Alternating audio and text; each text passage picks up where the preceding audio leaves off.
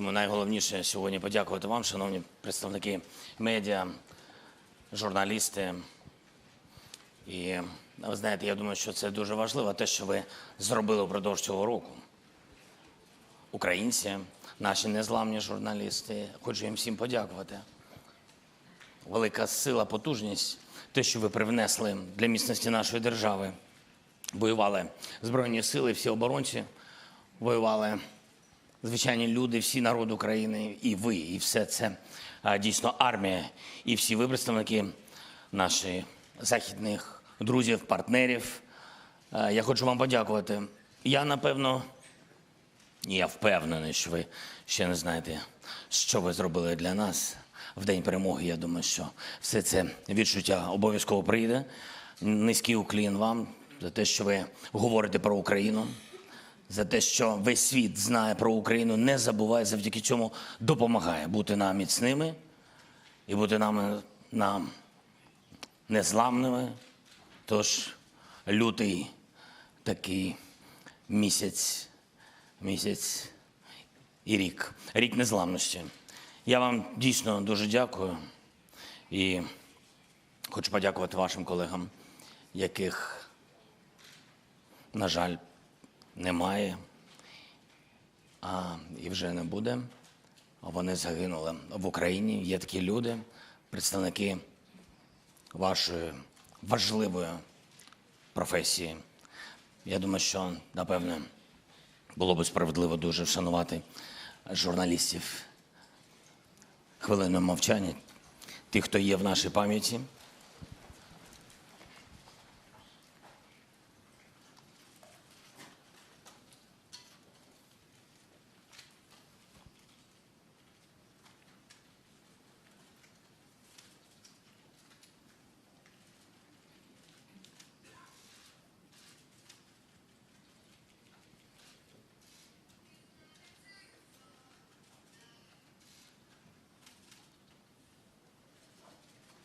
Нам всім це важливо, і їм важливо. Дуже дякую. Я думаю, без зайвих слів ми можемо починати говорити, спілкуватись. Справді, давайте починати говорити, спілкуватися. Не забувайте піднімати свої таблички і все одно представлятися, коли вам нададуть слово. Крістіан, будь ласка, CNN.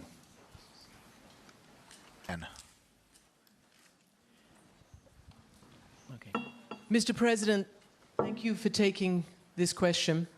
Can we get him down? Mr. President, I'm interested in the timeline. Today, on the anniversary, you spoke to your own forces and you called for victory within this year. You have heard the Western friends, your partners, talk about as long as it takes. You know that the Russian leader believes that time is on his side. Why do you think that it's possible by the end of the year, and how do you assess the meaning of as long as it takes from your Ukrainian perspective? Дуже дякую за запитання. Thank you for this question. Я дійсно дуже хочу. I really want, and I think that every single partner, everyone, will remain strong, will remain just as a fist. If all of our partners are united for the sake of our victory, because that's a victory of values, if all of them will remain committed to their words, to their time frames, and that's not going to be just talking, but we've already shown ourselves as strong partners, and there's evidence to that. So should all of us do this important homework, the bodyguard has... Okay, so if we'll fulfill our tasks, then we'll definitely have this victory. I'm confident that we'll have this victory. And I hope this will happen this year. We have everything to have it this year. We have friends, we have diplomacy, we have you. We have combined everything against this wave of invaders. I think not a single country in the world can withstand on its own something against this war. I think only the United States would be capable to do that, but fortunately they don't have neighbors like that. that. There's just a couple of countries like that in the world. And Ukraine is facing this war not alone. We have friends. We make sure this aggression, this war would not continue anywhere else. We clearly understand what the Putin wants, what Kremlin wants. We understand what the military political leadership want. So it's important for everyone to focus, to stay working in their own places, and that's it. And then we'll have victory, because the truth, the righteous, is on our side, and the children that we love. And it's so horrible when we are losing them in the battlefield, around the battlefield. But they, Russians, they have countless of victims and casualties. That's their choice. Now, ICTV, Oksana. Good afternoon, Mr. President. First, thank you for your example of resilience, invincibility, and belief. We all believe in the victory, but now a lot of international experts are telling that we have a war of exhaustion, and not a single party would have resources to have an there will be a negotiation. So how do these negotiations look like? What's the ultimate victory for Ukraine looks like? I'm not thinking theoretically about how those negotiations could take place.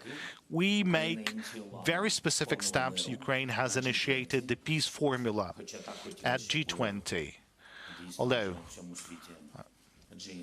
we would really like to have it G19 and not G20 in the world.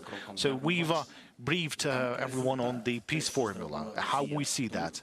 And then there's the outcome of what Russia has done here and how it has an impact not only on our security, because there are different crises caused by Russia's aggressive steps. As you know, the occupation of the nuclear power plant in Zaporizhia, and then the blocking of the sea and all the chains of supply as part of the food security. You know all of those aspects. So what else can I tell you? We've offered the steps, and today we can see some interest in fulfilling this peace formula and supporting that. And I'd like to express words of gratitude to the country, because yesterday, or in fact today night, 41 countries has supported our peace initiative at the General Assembly. So the next step would be to engage as much as possible states for the first summit. I want really this summit to be as much fruitful as possible, so that we would have this summit conducted in a place, in a country that would be able to host as much countries of the world as possible. I'm working with our partners, with the team, in order to make sure that not only the strategic partners that are supporting us from the first days to be there at the Peace Formula Summit. And we're working hard to have representatives from different continents. We're working hard to have Latin America represented at this Global Peace Formula Summit, and so that there would be representatives of the African continent, so they would be engaged in this summit as well. We're also, like, frankly speaking, I would like to have India, I would like to have China participating. That's true. Our task is to engage as much as possible and to show the whole world that here's the respect to the territorial integrity, to UN Charter, to anyone's right to live. And the more countries will engage, the more support we will have. And we have developed the peace formula in a way which is very democratic. So it's a very clear step. So in order to reduce the risks among the countries supporting us, I mean, any country can support like a single point of this peace formula. They could support a nuclear safety, the environmental safety, and you know how many mines are there around the territory of Ukraine. That's why there is a lot of steps that we've offered. And there is also kind of a step That means the bringing of peace, because we need the security guarantees. And this is something we need, like a security package for Ukraine, for Ukrainians. And already we can see that this is the war that has a very significant impact. So security guarantees for the whole Europe. So when there is this fulfillment, and then there is this respect to the international law and to the ordinary people, and to the people of Ukraine. So if that would be fulfilled, then we'll get a diplomatic kind of end of this war. But until that moment, we need to fulfill all these points of respect. Thank you. Now, the Mexican TV first row, please. Wait for your mic, please. Wait for your mic. Sorry, Mr. President, you were mentioning the resolution in the United Nations, the more than 140 countries that voted, demanding that Russia forces leave Ukraine immediately and without conditions. What do you say to the countries, the minority, that didn't support that resolution, that voted with Russia against it, or that decided to ignore it?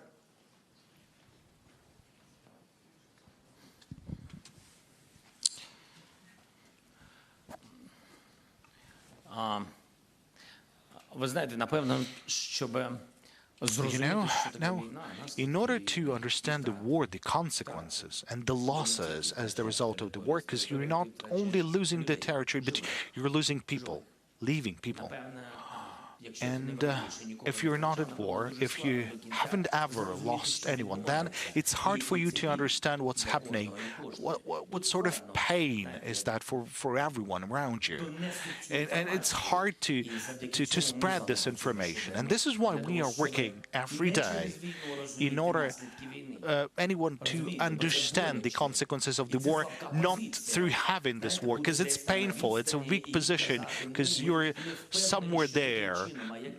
You're saying that we're not sure that in this way, but in what way? Should you definitely have a war with torturing, with rapes? Should you need to have it in every house of the war so that the people would finally understand the consequences of this bloody war? And then this big sick leadership of this Russian Federation, then there is this journalism to have this information being spread. It's hard to get this information to those countries that are voting against it. But still, we are working. There's 141 countries who voted in favor of that. There is this support to territorial integrity and sovereignty. So there's the answer. How these countries are, what sort of attitude do they having? So there's an answer in this support. Yes, they have to withdraw from your sovereign territory. Now, how do we work with the other countries? We do work. And I believe that Ukraine really needs to make steps forward. Like towards the African countries. I think we worked not at a sufficient level. We didn't pay sufficient attention to the African countries. That is why we have a special program initiated by Ukraine. We are increasing the number of embassies in the region, and then look at the Grain from Ukraine initiative and other initiatives on food security. So this is what you need to do. A daily investments in peace. I think we wasted that time for many years since the beginning of our independence, and that is why currently we are fighting for our independence. And that's not a coincidence. We didn't have a strong fist of partners before the war, and that's right. But now we have it. But we're still lacking a number of individuals at this fist of common support. So, and I'm talking about the African continent, the Latin America. It's also very important, and I would really like to have a conference and a meeting, or rather a summit, with the Latin American countries and Ukraine. And it's very difficult for me to leave outside of Ukraine, but I would go to this meeting to tell their media, to tell their society, like, I'm ready to step forward. Our diplomats are making this step forwards. We're ready to work round the clock. If we'll get more hours in the daytime, we will do that. So this is how you would need to work 30 years. Unfortunately, it was the war that made us work so effectively, but nobody would have expected something like that out of neighboring country of Russia, that you would have something like that from Russia. There's this just willingness to destroy us completely, utterly. And that's why it's not a correction of mistakes. I'd like to say that I don't have any questions to anyone. I don't want to deal with that part of the past. I'm looking at the future. We need the total support of the war, and we will be victorious. We're working on that. And that dialogue is absolutely fair. This is a dialogue with many countries. We've worked on the unification of the European countries, and there's not only the EU member nations, but other countries, countries with different status, with neutral status, and we've worked in order to change this neutrality into the non-neutral status to war. This is also very important. We worked on this every day, a lot. You have worked on that, and the armed forces have worked on that, because the victory is on the battlefield. That gives confidence. Nobody likes losers, however hard it might sound, but that's the truth. Everyone wants to be victorious, like inside the country and outside the country. That's the only way to victory. Thank you so much. Thank you. Dear colleagues, Yalta European Strategy, Sir Jeffrey Nice, do you have a question, maybe? First row. Do I need a microphone? Yes, you do. Thank you very much.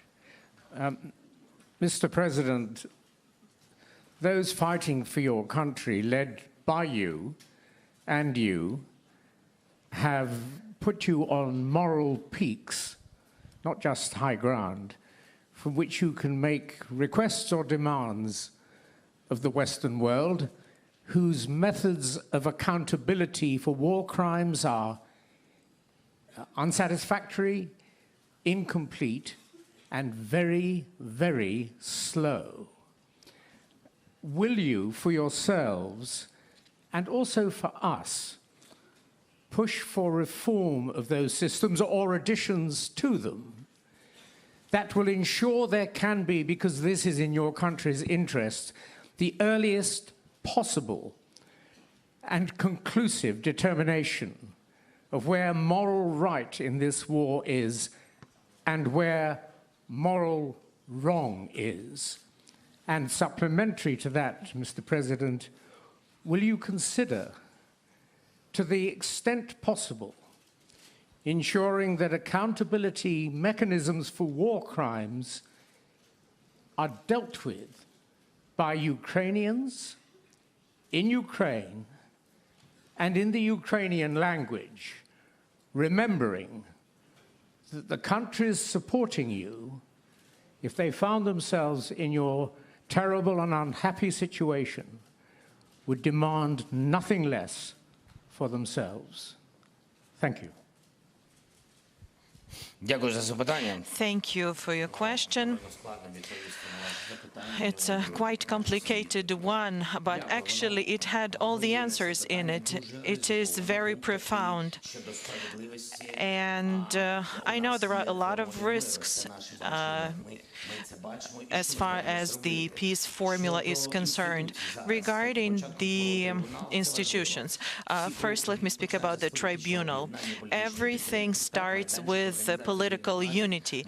The United Nations platform might not necessarily be the universal one, but there's nothing else that would have more countries that could be politically united. As of now, unfortunately, I don't think there's anything else. And we can support the setting up of the tribunal to hold Russian Federation accountable for war crimes. And we're also working on the mechanism to compensate all the damage caused by Russia on the territory of our country, to our country and to our people. This is a major effort. We're working on it. The diplomats Office of the President, Mr. Austin, Mr. Yermak, Prosecutor General, the Office of the Prosecutor General. Everybody is working hard every day to make sure it is up and running. This is a very sophisticated mechanism. And actually, I have to say that other countries, they are cautious, they are afraid of setting up tribunals. You might understand why that it is. It's a matter of responsibility. But before you go and establish something in your country, you need political will and unification. And UN has been very useful in that respect because any government, country or leader can receive support to that process, and we're working on that as well. We are convinced that the resolutions will be supported and voted for. We're working with certain countries that we see as crucial for the matters of tribunal. We see them as leaders. This is actually the Netherlands. We're working with Mark Rutte. We're working with Mr. Rishi Sunak from the UK, with other countries as well. We are thinking about the compensation mechanism. There has already been a few steps already, and our Baltic friends are very helpful. And Baltic Trio and Poland, they have been supportive along the way. They are supporting us with everything we ask for. Why is it so hard? Because, well, to address the first part of your question, these institutions that you referred to were set up a long time ago. They haven't been through this type of immense aggression, and this bureaucratic system does not give a clear answer to the question of when the justice will be served, when fairness will happen. And for those who lost their homes, the economy, everything, they want justice now. And it makes sense that they want justice and fairness. We have specific examples. We were working on the matter of prisoners of war, and Andriy in particular, and other colleagues, they were taking a great care to check the condition of the prisoners of war. As you've heard, there have been tortures, and now the Red Cross, it's an international institution, they didn't manage to the prisoners of war to check their condition. Are they hardworking, insisting? No. We were insisting and working hard. We were doing our best, paying immense effort to get our men and women out. But to this day, we do not have access to the prisoners of war. And this year, the year is a year of the full-scale war. But we have to remember that the war began in 2014. And we know that there are 125 Crimean Tatars that are political prisoners. What is happening to them now? I remember early into my presidential term, we were returning people back to Ukraine, some political prisoners. Everybody thought they were held in Moscow, but that wasn't the case. They were very, very far in the regions. And it was only thanks to Ukrainian, to the ombudsman, etc. And we worked with the OSCE way back when there were attempts at the Normandy format. The OSCE had to verify a lot of matters related to the security issues. It was very, very hard. There was a matter of authority of power. And, you know, I am tired to hear one answer from many institutions. They keep saying, we don't have the authority to do it.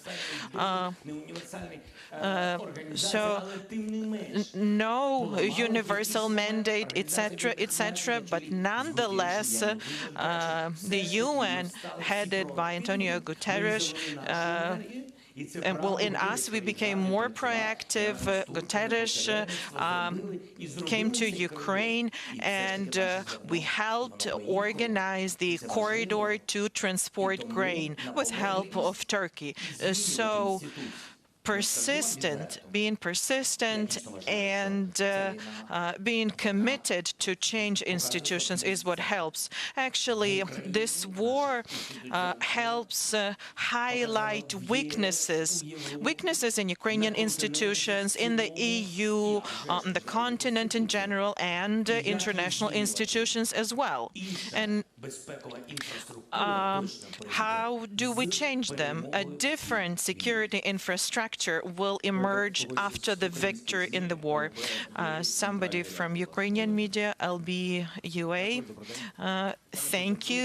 Good afternoon. Mr. President, you mentioned China and its views not very pro-Ukrainian. China came up with its peace plan this week. However, we're seeing some actions by China, not very pro-Ukrainian, and we also heard some allegations that China might be supporting weapons to Russia. So what do you think about China's position? Well, I don't think that was China's peace plan. It was not a declaration or resolution. I think that China spoke its mind about the matter. And I actually said it once before.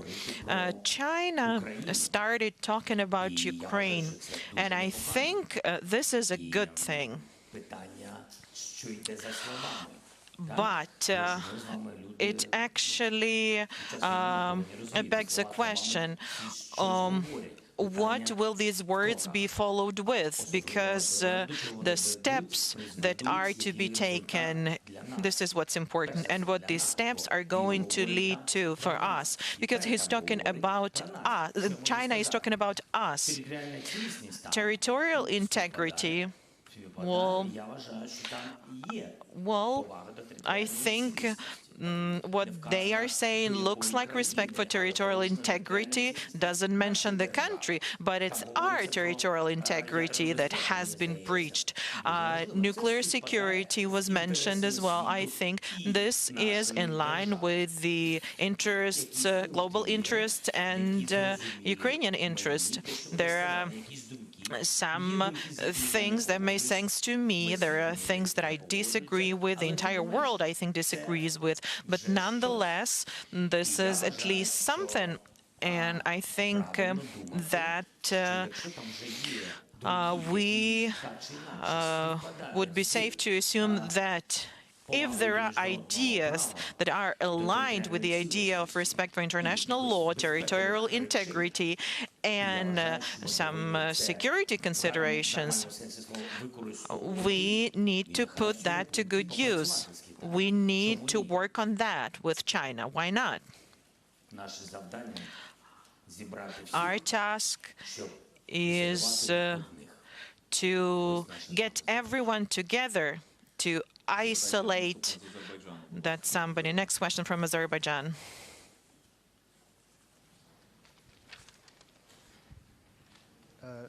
Вітаю, пан президент, азербайджанський журналіст. Good evening, dear Mr. President. I'm a journalist from Azerbaijan. What is the support to Ukraine from the post-Soviet countries, from Azerbaijan in particular? What specific steps do you anticipate, and what specific steps are you planning to take in internal and external policy? Mr. President, my son asked to take a selfie with you. Would that be okay? We'll start with what your son has asked, and then we'll discuss the question that you posed. Dear colleagues, but this is a bad example. Please, please don't be doing that. So your question was about my assessment of Azerbaijan's support. Well, actually, the answer is in the question. If an Azerbaijani journalist is asking a question in Ukrainian, that means he has made a choice between Russia and Ukraine. Thank you for your support. Thank you. Regarding President Aliyev, we are in touch with him. We communicate with him. We are grateful for support that he's extended to Ukraine, and he respects our sovereignty. I think that's priority number one. He has respect for the territorial integrity of Ukraine. He thinks that Crimea is Ukraine. Thank you. Let's talk to this part of the room. NPR, National Public Radio.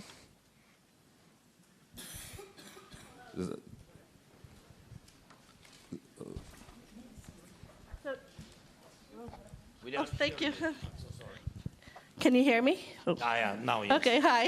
Hi. So General Milley says that you can't achieve your goal of kicking all the Russians out of Ukraine.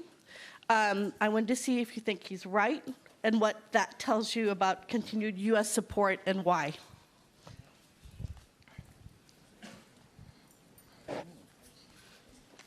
Дуже дякую. Thank you for this question. First of all, I know General Milley personally. We had a meeting, and I haven't heard that from him. I respect the opinions and views of the military, especially the partners that have been supporting us, that have been leaders in our support of General Milley. Really things that I think I would have heard that before. Secondly, support is everything.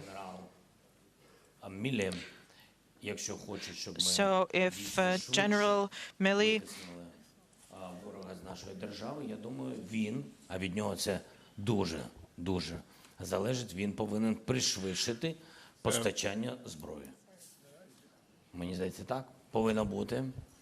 Що стосується підтримки в цілому Сполучених Штатів, якщо ви не проти, я додам. Я вважаю, найголовніша відповідь приїзд президента Байдена. I think the most important was the visit of the President Biden. There's weapons, other things, and it's up to the President and Congress. But first of all, it's support of the public. And I saw that American people, they support us. During my visit to Washington, D.C., I saw people with Ukrainian flags in the street. So I know that the U.S. support is very, very important. And support is weapons, humanitarian assistance, etc., etc. That's one thing. And there's another thing, believing in our victory. And this is what President Biden's visit was about. And President Biden came to us. And General Milley hasn't been here yet. Sky News, Deborah, please. Thank you very much. Deborah Haynes from Sky News. Do you believe that Ukraine can achieve victory on the battlefield? Or do you believe that ultimately you're going to have to negotiate, maybe even compromise, maybe even talk to Vladimir Putin? And if I may ask a second question, please. Around 20 of NATO's member states have increased their defence spending or made pledges to increase their defence spending following the full-scale invasion of Ukraine last year. Would you like to see all 30 member states increase their defence spending, given the need to continue to support Ukraine? And that does include the UK, which has yet to do that. Thank you. Дякую за запитання. Thank you for your question. Якщо щось забуду, будь ласка, нагадайте мені. If I forget something, please make sure to remind me. Дивіться, мені здається, дуже важливий момент. Багато держав, this important thing. 20 countries is a lot, but there are so many countries around the world who started to increase their defense budget. So this is a complicated matter and requires a complicated answer. There was a previous question: how do you reform institutional security globally? And you are talking about increase in defense budgets. That's the answer. The war in Ukraine gave rise to the resetting. Everybody understood that the systems are not perfect, that we need something more powerful. And I'm not talking about ammunition. There's a lot spent on cybersecurity, information independence, etc., etc. UAVs, IT, cutting-edge technologies. Everybody's clear that there's no cookie-cutter approach. Probably other expenses are increased as well, but bottom line is that what we're seeing now is the security system being reformed, and I think this is a right step to take. And everybody saw what we could expect from the Russian Federation. And this brings us to the idea of compromise and negotiations. And we all saw that nobody ran to buy flowers. Instead, everybody went to buy weapons. Nobody wants to develop business with the Russian Federation. More and more sanctions appear. Sometimes sanctions hurt, but everybody's clear now that they're making you dependent on Russian gas, and if you are that dependent, then you're gonna get cold eventually, because at some point they might start thinking that they want to have their people in your country, they want a part of your territory, and then people realize that we need independence, not just on paper. We need real independence to defend our people, because this is what that one person has done with independent Ukraine, who was a neighbor and even, so to say, a friend yesterday. So this brings me back to the first part of your question. After everybody saw that they kill people, that they torture people, and they're not even trying to hide their attacks. They're talking about nuclear matters. They decided to take Iranian drones and kill civilians. And those civilians did not have guns in their hands. They had their children in their hands. And seeing this picture of the world, do you think we Ukrainians could sit at this to negotiate with all of this? I don't know how to call that. We call this phenomena Russism. I don't have a better word to put it. So that's the answer. We need to start from scratch. We need to go back to what was violated. Our right to live on our land needs to be respected. Leave our territory, withdraw, stop shelling us, stop killing civilians, stop destroying our infrastructure, energy sector, potable water, stop airstrikes on the cities, stop killing dogs, cats, animals, stop burning the forest. So you go ahead and stop doing all of that, and only after that we'll tell you what format will be used to diplomatically put an end to it. Okay, now the Ukrainian Pravda, please, from this part of the audience. Добрий день, Володимир Good afternoon. Roman Krovets, Ukrainska Pravda. I'd like to go back to the major topic of this press conference, that's the year of the war. It's time for some intermediate conclusions, and my question is sort of personal. It's composed of three components. First, can you recall your personal, the most horrible day and the horrible night of the full-scale war? And second, we're all humans, we can all make mistakes. Now, what's your biggest mistake over the period of the full-scale war? And third, who, over this period of the full-scale war, among your team, who sort of disappointed you? Thank you. Okay, I'd like to start with the one who disappointed me. Sorry, because who disappointed? All those who left on the 24th of February, all those who left Kyiv, all those who were leaving cities and towns, all those who were supposed to fight for the country, who had to take care of the security of this country. So all these people have disappointed me. Now, my largest mistake, I don't know.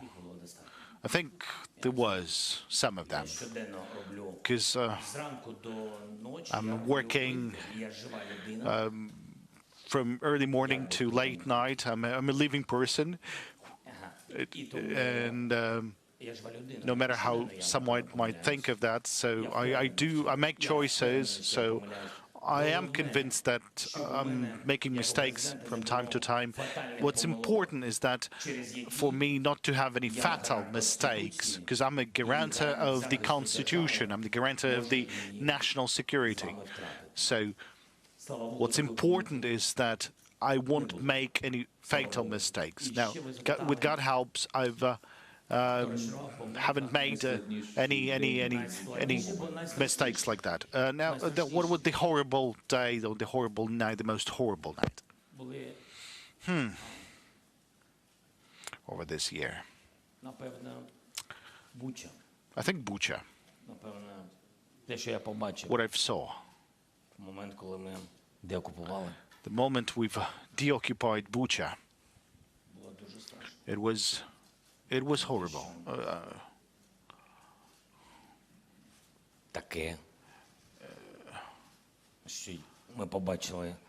What we've seen, you know, the devil is not somewhere in the bottom, but he's among us. He's on this land.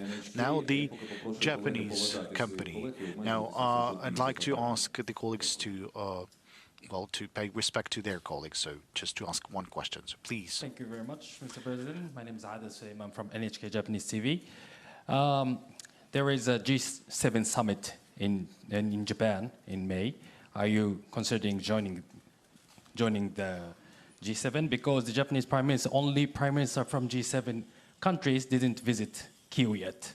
So what's the role of the Japan in G summit to accelerate the support to Ukraine? Thank you. За годину. Дякую за запитання.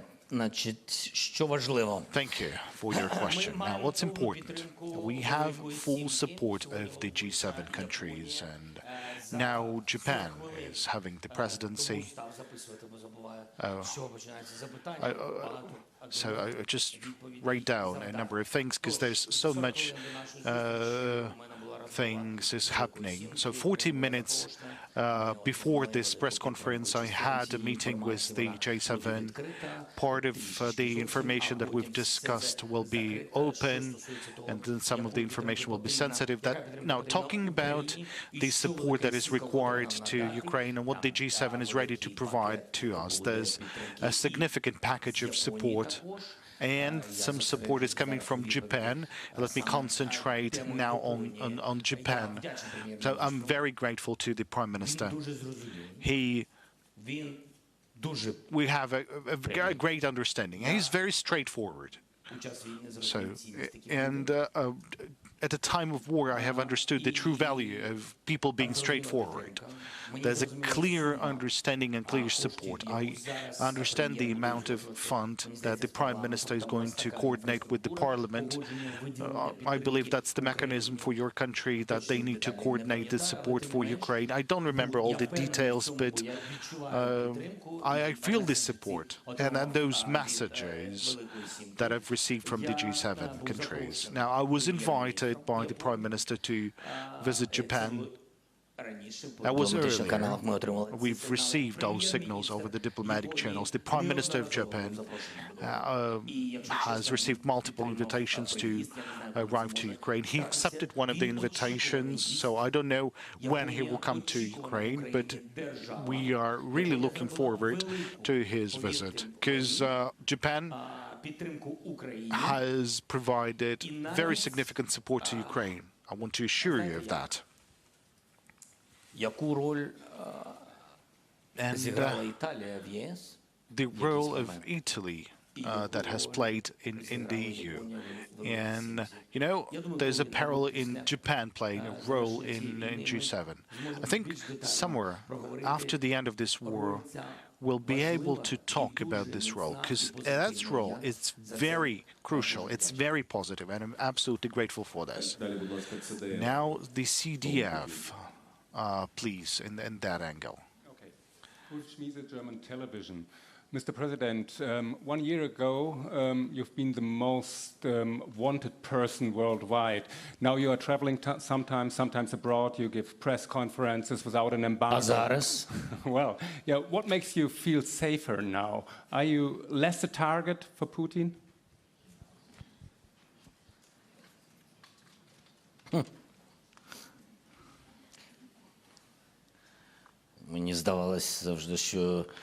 I always thought that Germans have more information about Putin's thoughts than I am, but anyways. Such questions, sorry. So, anyway, so what am I doing? My task as the president, as the leader of our country, not to make even an assumption of support to Ukraine being weaker.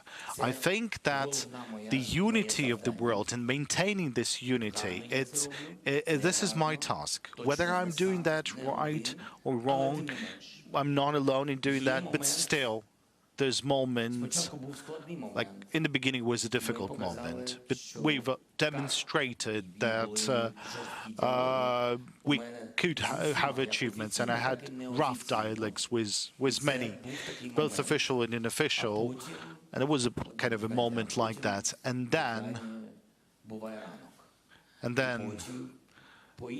the sun has risen in the ocean, and everyone has seen that we are strong. And it's not just a matter of we are stockpiling weapons, for example, somewhere. No. We need that to survive. We're not fighting. We are struggling for our life. And then there was a different stage. And then it was difficult. And it was fatigue. Well, the beginning of the fatigue, and it's absolutely fair for everyone. Every people has their own questions, challenges, crises, waves of inflation, many other things, the energy crisis, food crisis because of Russia's blocking seaports and doing many other things, causing many crises, and there are ordinary people. There's, you know, some of your thoughts, but then deep in your heart there's the support in Ukraine, to Ukraine. But so on the one hand there's the support to Ukraine, but on the other hand there's your own family. But it's important that everyone to know that this is not our war. We are fighting for all of you, and it's not this war that caused the crisis. It's the Russia that is intentionally causing this crisis in order to weaken your support and to blame Ukraine for this crisis. So my task is doing everything possible so that the world support would not be weaker. but I would like to underline that I wasn't alone in doing so. I was working together with the team, with the office of the President, with the Ministry of Foreign Affairs, with the Cabinet of Ministers, with everyone, with the Parliament, with everyone who wanted to do that. And that is a very important aspect.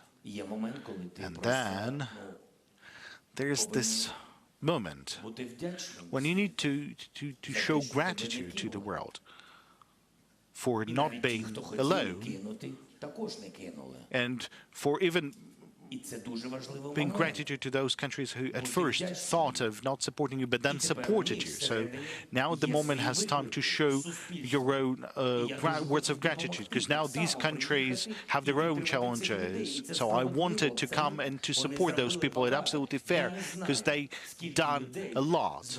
I don't know how many people were saved by many countries. I mean, Germany has done a lot of contributions, and in the EU, because they've contributed money to the weapons, to the tanks, whether someone might want it or no, or like it or no. That's a fact. So I wanted to do that. I wanted to go and to start a new page for all of us, for our capabilities. Air defense, aircrafts, tanks, long-range weapons. That's my task that I need to discuss one-on-one with the leaders. Now, 1FM, please, at the central row, central aisle. Good morning, good evening, Mr. President. Thank you for receiving us today. Emmanuel Macron, I'm a journalist from the French news channel BFM TV. Our President, Emmanuel Macron, said a few days ago that he wanted the defeat of Moscow, but without crushing Russia. Do you think it is compatible with a full victory of Ukraine? What do you think about this position? And if I may add a second question, you talked about the worst day of the war for you. What, on the contrary, what's been the victory you've been the most proud of, the most happy about since the beginning of the war? Thank you very much.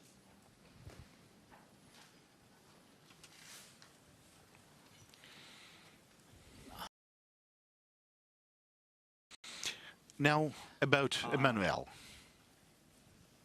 Many countries started to speak about what's going to happen after the defeat. I believe that this is informationally in favor to Ukraine. Now, what's going to be happening after this defeat?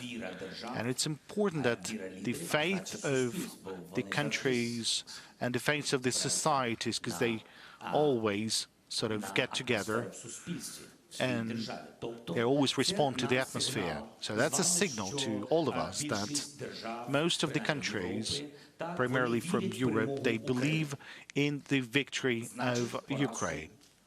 And therefore they believe in the defeat of the Moscow. Now the major question, what you said. Now, what's going to happen to the Russia? Do you mean this one? Do you mean that? Well, actually, I don't care what's going to happen to Russia, frankly speaking. They have their own state. They have to think of their own country. If they would be thinking about their own country, there would be no war. If they would be thinking about their own democracy, freedom of speech, democratic reforms, not having slavery, prosperity instead, then it would be a wealthy country, because from the standpoint of natural resources, they're a wealthy state, but that takes time. You need to think of that. And we are currently working, we're currently thinking. So if we're thinking about the development, then we'll have no time thinking about the aggression or whatsoever. Well, how to cope with COVID. Remember, that was a big challenge to everyone in the world, when all the countries, the adequate countries in the world, like they were then thinking what to do to their society. Now, someone else is thinking now, how about I do something against someone? So it's all about their question, their future, their destiny. Now, I don't think of this. I don't want to say that some leaders are mistaken about something. No, everyone has their own point to raise. But I think that the elite, the business, which is sanctioned in a very fairly manner, their accounts being blocked, their yachts being blocked by the oligarchs of Russia, their real estate, their business outside of Russia is also being blocked. All of that is something that these wealthy people are not very happy about. They had their children studying abroad, that's their right. Now they're deprived of all this comfort. But what do they have? They have what is left in Russia. Now, do you think they would allow really to have 20 or 40 or more Russias instead of one? Do you think they would be sharing their own business with someone?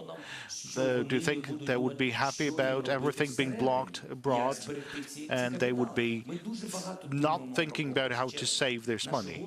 You know, we think of many, many different things.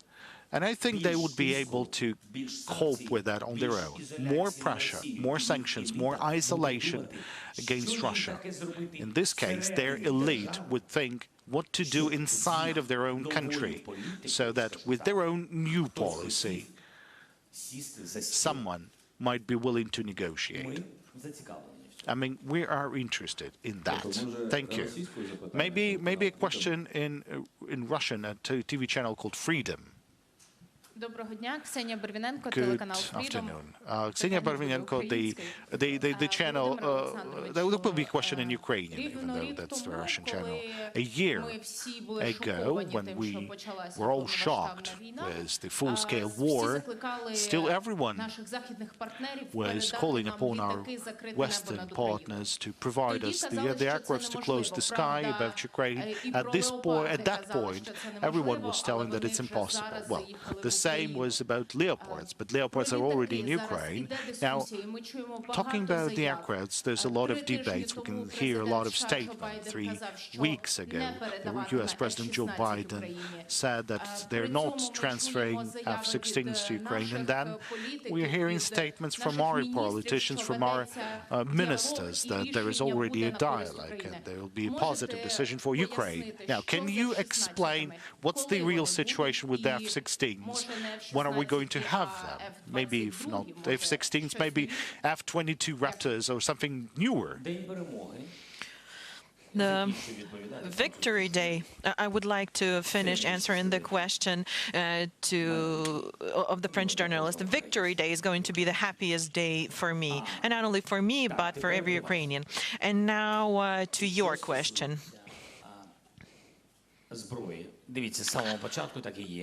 Regarding armaments,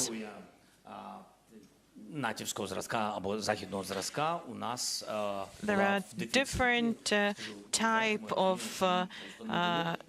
types of NATO weapons that we didn't have, and it's understandable because we're not a member of NATO. And I think it's a great accomplishment that we started receiving the 155mm caliber of artillery, HIMARS. So that was a victorious page in this war. It was very timely and it's very accurate and precise. Armored vehicles, we need them to protect our people. And there are all sorts of armored vehicles, BMPs, BTRs, tanks, and initially nobody even wanted to hear about the tanks. You were right. But then we found a moment, we found a key, and we did something. Last autumn, we saw that we are capable to take back our land. The occupation of the Kharkiv region was crucial, as well as Kherson's deoccupation. Without that, we wouldn't have been successful in receiving new types of weapons. I believe nobody in Ukraine couldn't even fathom that we would have Patriots, but now we are receiving help. People believe in us. There's a tank coalition. This is a lengthy, hefty process. This is the only weakness, because time means more people that we lose. And it's horrible to be losing our defenders. So that is why expediting deliveries of weapons, expediting delivery of not only air defense, but counter UAVs technologies, sea drones, etc., and also aircraft. And our partners, they know that we want to use that to protect our sky, to protect our people and our infrastructure. And that is why we started working on it. I had a meeting with the Prime Minister of the United Kingdom, and actually this meeting is an answer to the question whether Ukraine stands the chance of receiving high-level aircraft. The training with the UK is starting. I had a meeting with Polish Prime Minister Mr. Morawiecki today. We are looking into training opportunities. We are negotiating. And there are 3 more European countries that we can receive training and aircraft from. It is also a matter of time because it requires training, but this is what we're looking forward to, comprehensive protection of our sky. Financial Times in the center. In the center, please. Gillian Tett, Financial Times. A very quick question. You talked about the Chinese peace proposal and welcomed some element of it, but it did not mention at all the withdrawal of Russian troops from Ukraine. Given the views of the parliamentarians, does that mean the Chinese peace proposal is dead in the water? Ви сказали, що буде коротке питання. You said it was going to be a short question. Питання коротке, коли на нього є коротке. Well, it's only a short question when the answer is short. Well, everywhere, whether it's China, it's very hard to find a short answer. Я не вважаю, що те, що I don't think that what China did was an offer in and of itself. I believe it's only the state on whose territory the war is taking place can do that. So we came up with an offer of our own. We came up with the peace formula. Well, I think it was an important signal that China looks like is going to participate in it. That seemed as their views. As of now, I'm seeing this as a signal only. I don't know what comes next. It depends on the further steps taken. I want to believe that China is going to side with the idea of fair peace and fairness, which is our side. I really want to believe that China is not going to supply weapons to Russia. This is very important. This is priority number 1 for me, and I'm doing my best to prevent that from happening. It is very important for us. Because, you know, it's better the way things are for China now than in Russia's embrace. Because, you know, there's this risk of the Third World War. And only after we see specific steps will we be able to discuss them? So far, I'm just seeing an opinion. The most important is territorial integrity, and territorial integrity implies withdrawal of Russian troops. If it's not there, that means it is not okay with us, the way it is written now. If this is what's implied, that there is no withdrawal of Russian troops.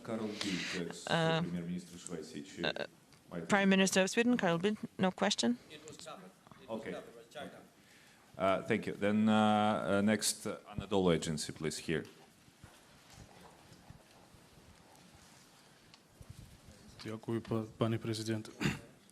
Thank you, Mr. President. Can I ask a question in Russian? If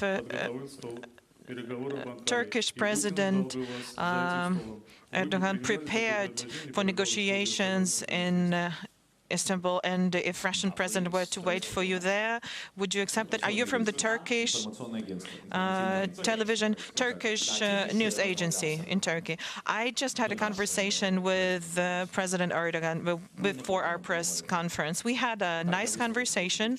I expressed my condolences. You know that this is a tragedy for us as well. And the president reached out to me, and we sent Ukrainian specialists to help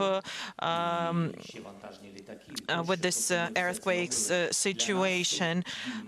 We sent cargo planes. This hurts us too. As a country in war, we perceive this pain as our own. I'm very grateful to President Erdogan for his assistance, with the grain trade matter, with Azov regiment. We managed to return some of the men that could have been executed. It wasn't all of them, but still, President Erdogan has done some things that are very, very useful to Ukraine.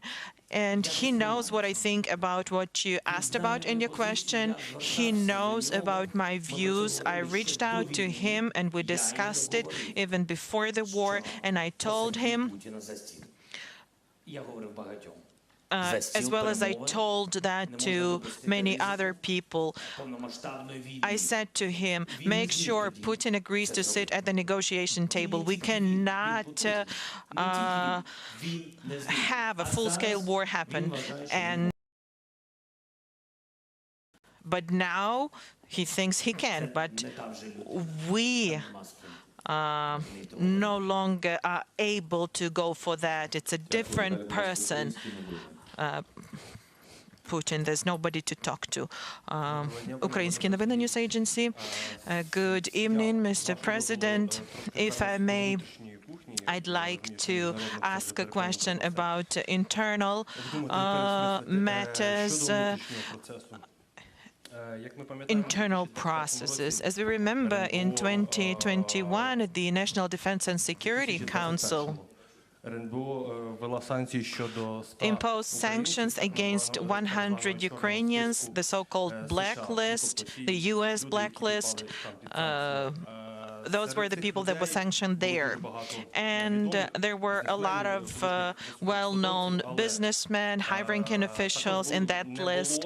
But also, some people were missing in that list, and they should have been there. In particular, talking about an official, Eduard Stavitsky, now known as Nathan Rosenberg. In 2021, the U.S. Treasury imposed sanctions against him, but unfortunately he's not under sanctions now. And you know what kind of person he is. You know that he's been anti-Ukrainian, he's prosecuted by our Ukrainian law enforcement. So the question is, how can you explain that during the 9th year of the war and 2nd year of the full-scale war, people from Yanukovych circle still have businesses in Ukraine?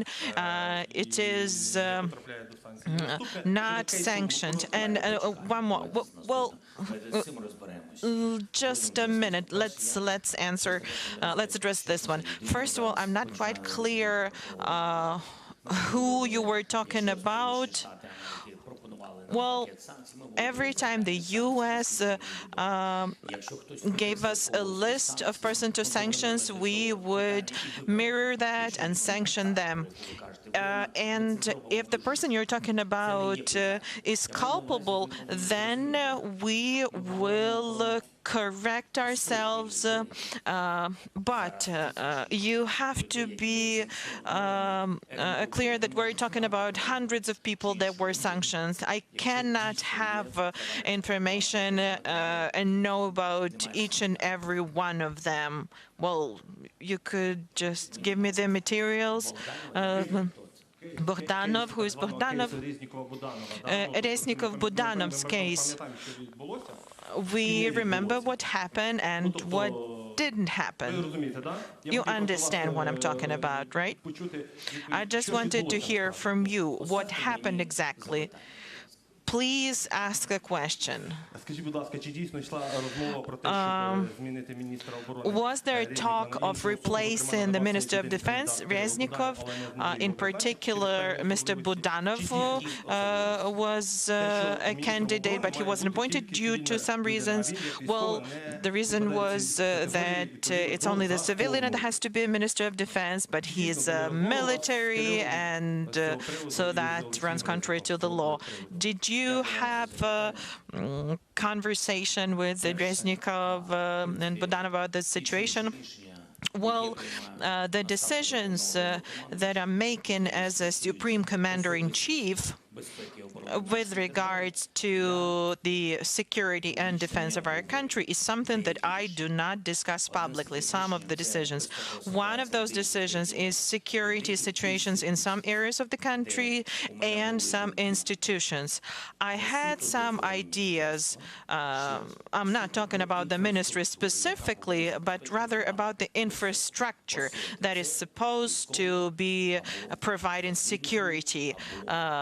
So I was thinking about making them stronger with different approaches. And this was with regards to the border regions of Ukraine and temporarily occupied close to the line of contact, bordering the occupied territories. And this is the context in which I was discussing this matter. Had I wanted to appoint our main intelligence official as a defense minister, we would have done it in line with the Ukrainian legislation, of course. IEC 24, Israel.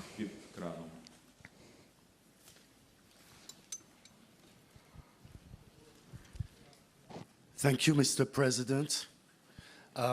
Regarding Iran, you reportedly said last week to our Israeli foreign minister that Ukraine and Israel share a common enemy inside Iran, in the Iranian regime.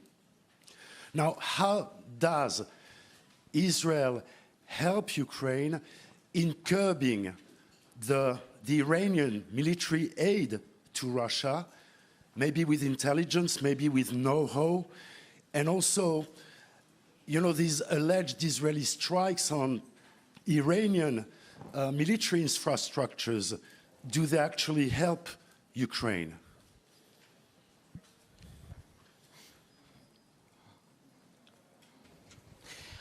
Дякую за запитання. Thank you for your question.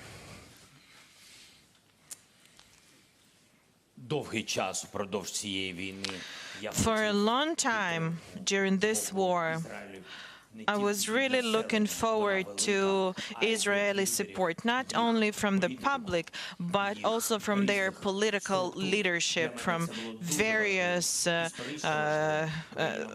institutions. It was important.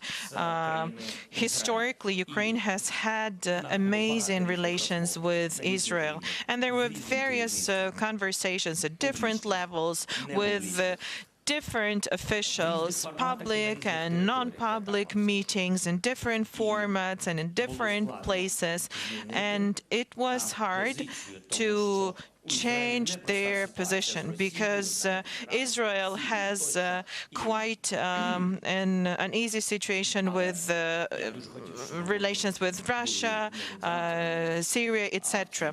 But I really want them to be not a mediator, but I really want them to choose a side, Ukrainian side, because I cannot imagine Israel supporting war. Israel is a country that for dozens of years has had war, so I couldn't even fathom that. And I'd like to address what you asked about. I know I have all the answers to the question, but unfortunately I will not be able to share them here. I cannot jeopardize the improvement of Ukraine and Israel relations that has begun. SBS Australia and then SBT Brazil after them. G'day, Mr. President. Most of your allies have reopened their embassies here in Kyiv. Australia has not, citing security concerns. Would you like to see Australia's ambassador return to Ukraine? And if he does not, will it affect relations between Australia and Ukraine?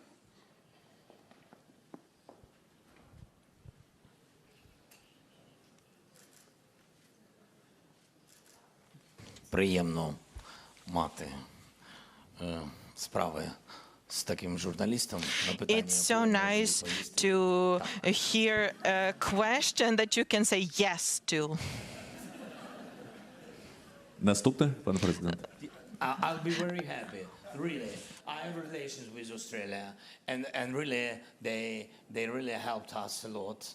And you know, the very important thing, I had huge deficit with armed vehicles, and it's very important, yes, moment. And I don't want now to share all information how many we've got from Australia, but anyway, we've got it, and that is great. That's why to shake hand the ambassador of Australia, I'll do it with pleasure. Please come. Come back, but on Bushmaster. We need one more. Далі, будь ласка, Бразилія. Brazil.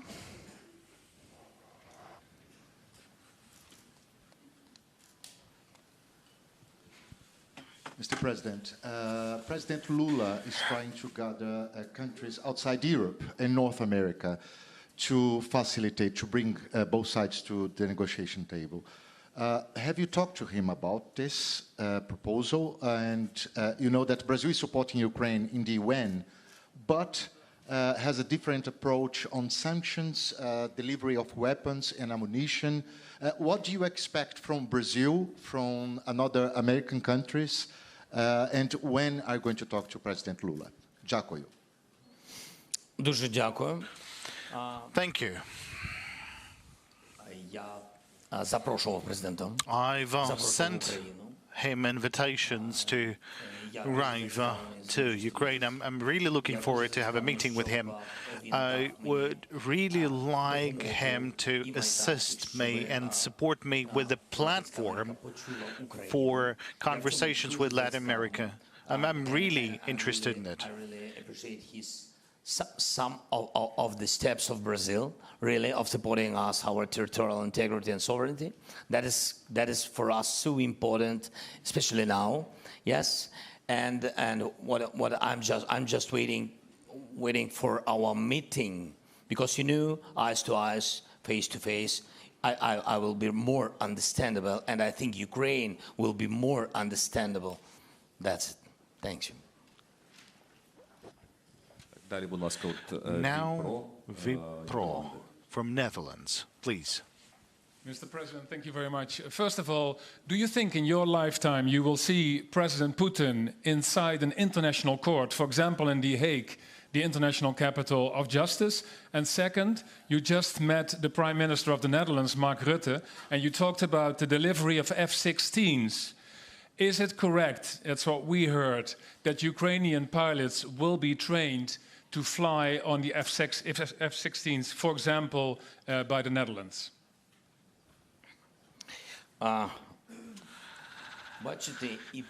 Well, it appears that both the first and the second question, it all depends on Mark Rutte. I mean, the situation in Hague and the possibility of providing us with aircraft. So, I believe that it's important for Ukraine that we have a very good personal relations with Mark. We have a very good relationship with Mark Rutte. So it's good for Ukraine. Thank you. Okay, we can proceed. But looking at what you've said in the very beginning, yes, it's important to, well, to settle this matter with the accountability, with justice till the very end. I mean, having killed so many people, so many civilians, so you can't just have the situation at a stop, as we can see from different political proposals, like searching for a way out. Look, there are so many people being killed, and here is this leader of Russia, leader of a great country, and they have to take responsibility. I mean, it's not a child. It's not a child who broke something and you can simply forgive that. And I think then there is the different age when you need to be responsible for the crimes committed, to stand trial. Because, you know, there is a room for jokes, and that's something you would like to watch with popcorn, but that's only if that would be funny. But that's a tragedy. There's so many people, civilians killed, and that is why you would need to take responsibility for what was done, and I sincerely hope there would be this responsibility.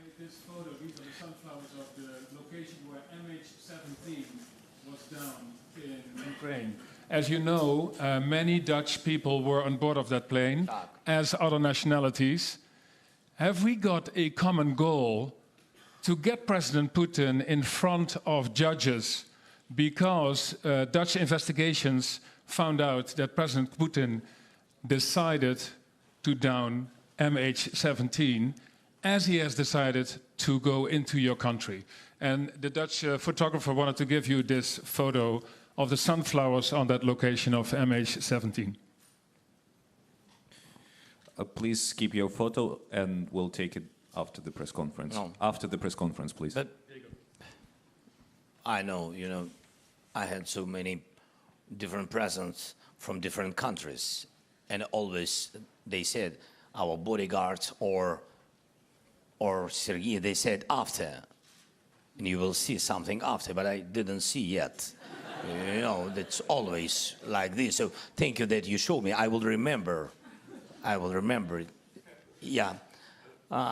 Що стосується, послухайте, в чому сила, я вважаю, main strength of Rutte в чому сила вашої системи, and your і system, в чому сила результату, and а щодо what's того, the чи іншого суду, я strengths of the вважаю, results and the outcomes and the court rulings. I believe that Hague and Netherlands and Mark, нам здається, що ми хочемо, ми про це сьогодні говорили, що this is something we've talked about today, that the justice, it's very hard to have it. But what's important is that Netherlands always gets things done till the very end, just as it was with MH17. So I hope the same would be with the war, that we together will have this case points towards the court and towards the fair court ruling. Now from Spain, and while you are waiting for the microphone, it's getting darker now, and different countries are now illuminating their buildings, and we can see Madrid, while they will have questions from Spain. I would like you to comment on the Spanish support that yesterday our Prime Minister promised that maybe he will send 10 tanks, or he will consider sending 10. And which role can Spain play in your goal to get closer to Latin America? Thank you.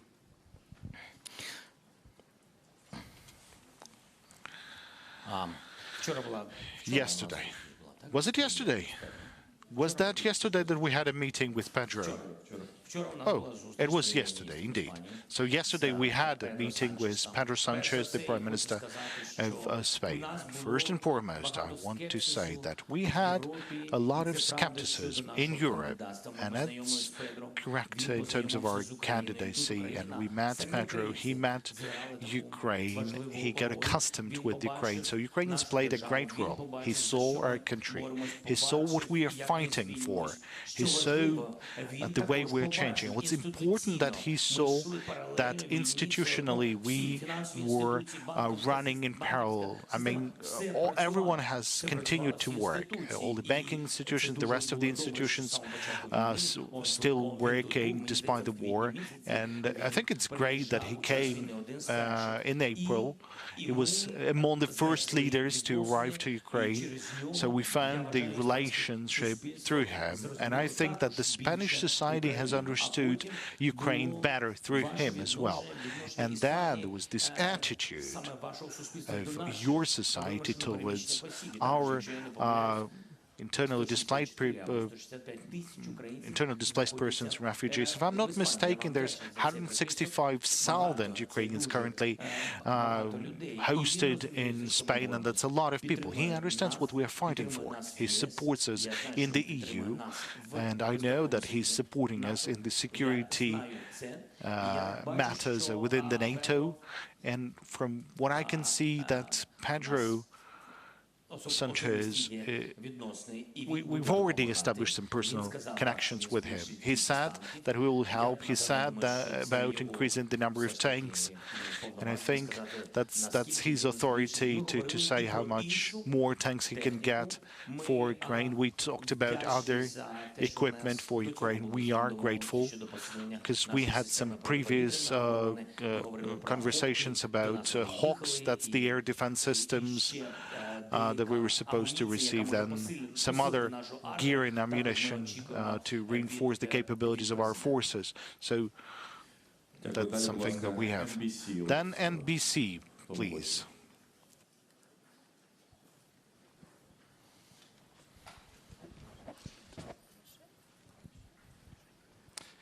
Thank you, President Zelensky.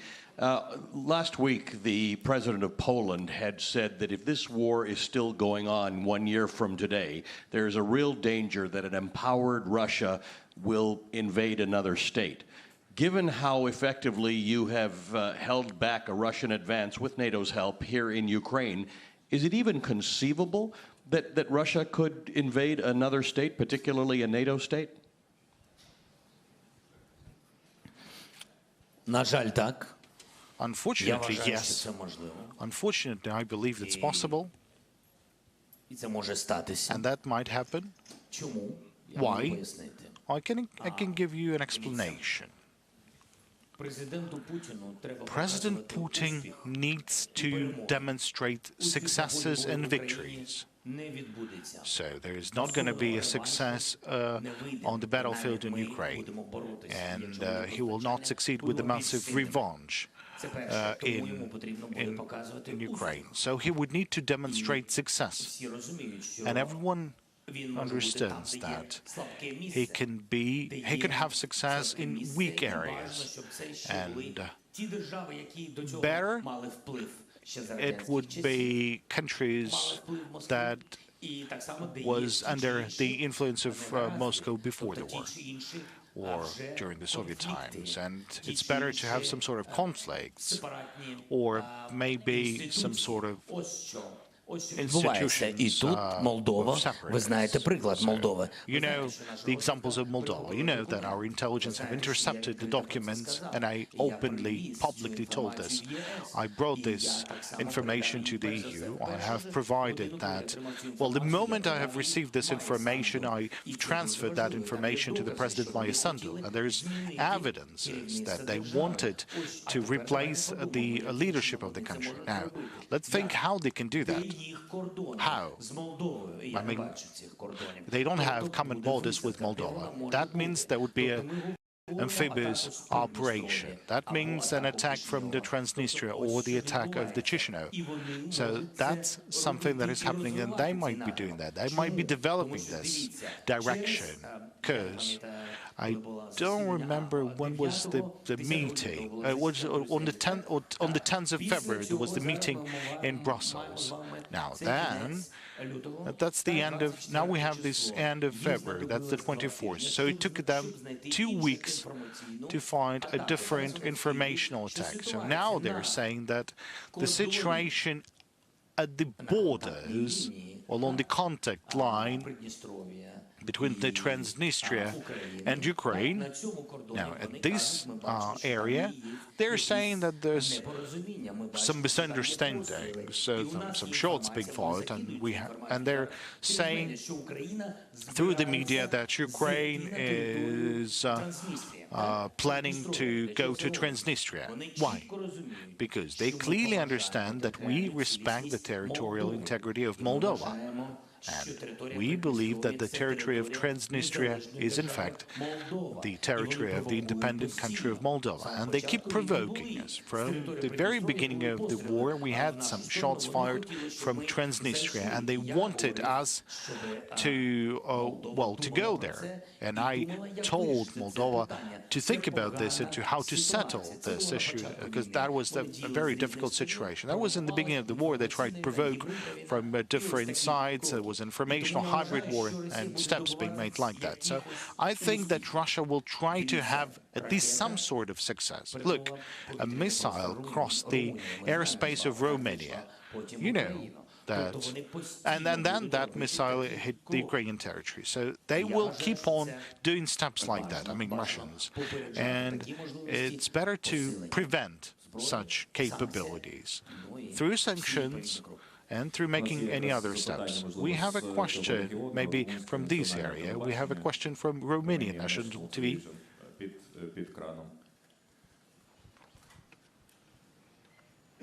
Mr. President. Wait for your microphone, Mr. President, if after a year of war, even more, you may feel that solidarity in other countries may be diminishing, can be tiring, what is your message to them? Thank you, Mr. President. Який меседж? Складно говорити про зменшення підтримки України, to talk about diminishing support for Ukraine when you keep showing everything in yellow and blue in different parts of the world, and I'm very grateful for this. You can't reduce steps like that or diminish steps like that. You can't diminish work that you're doing, and of course you should not reduce the support to Ukraine. What I'd like to tell your societies, maybe you learned more about people from Ukraine, because you've hosted a lot of people who are forced to leave, primarily women and children, and I believe you understand that. The majority of them, they're willing to return, and by helping Ukraine, you're helping all of them. Now, if you will reduce that support, that's your support, that's the support of your integrity, of your sovereignty. Just now we told you that a missile crossed your airspace, but you're a NATO member nation. Now, God forbid this missile will hit your territory, what the NATO will do? They will have to select what to do. Should they preserve the unity in NATO and show the strength, or no. Now, if they would need to show the strength, they would need to search for the response options, different ones. I'm not deciding that. We're not a NATO member nation. But I want my voice to be heard not by the NATO member nations, but the societies of these countries. These people, the ordinary people. Ukraine has no right to fall just for the sake of preserving or defending the European continent from the horrible war. Because I believe that Russia may proceed with its sanctions. Now, look at the countries where they would like to have like an influence, just like it was during the Soviet times. Where did they have their KGB? Where did they have their armed forces being deployed? Now, let's analyze where they might be happening, and you will understand that this will be a chaos. We cannot let this happen. Now let's have a question from Suspilne, please. Thank you for this possibility. Mr. President, surely you know that thousands of Ukrainian children have been abducted and deported from the occupied territory, from the destroyed cities. And this is an unprecedented situation when so many children have been abducted. And they were forcibly kept in the boarding houses, boarding facilities. So I have a very simple question. How and when we will return those children? Are we making some steps now? What can we do with the help of the international organizations and our partners? Thank you. We cannot take the children back by force because we cannot enter the territory of Russian Federation. No global institutions can do that by force either. They cannot do it either because they don't have a mandate or because Russia doesn't want to let them in. So what we can do, we can exert pressure. There's going to be United for Justice conference in Lviv, and there will be Prosecutor Han invited high-ranking leaders, prosecutors, international organizations, and different solutions are going to be discussed. Sexual violence tribunals, kidnapping of children, crime of aggression, etc., environmental matters. So that's one line of work. Secondly, our ombudsman is working. We have a coordination center that is working. It's very hard. Russians think that they didn't steal anyone. They believe that they provided shelter for those who were fleeing Nazi. The children will return home, and there will be accountability for what was done.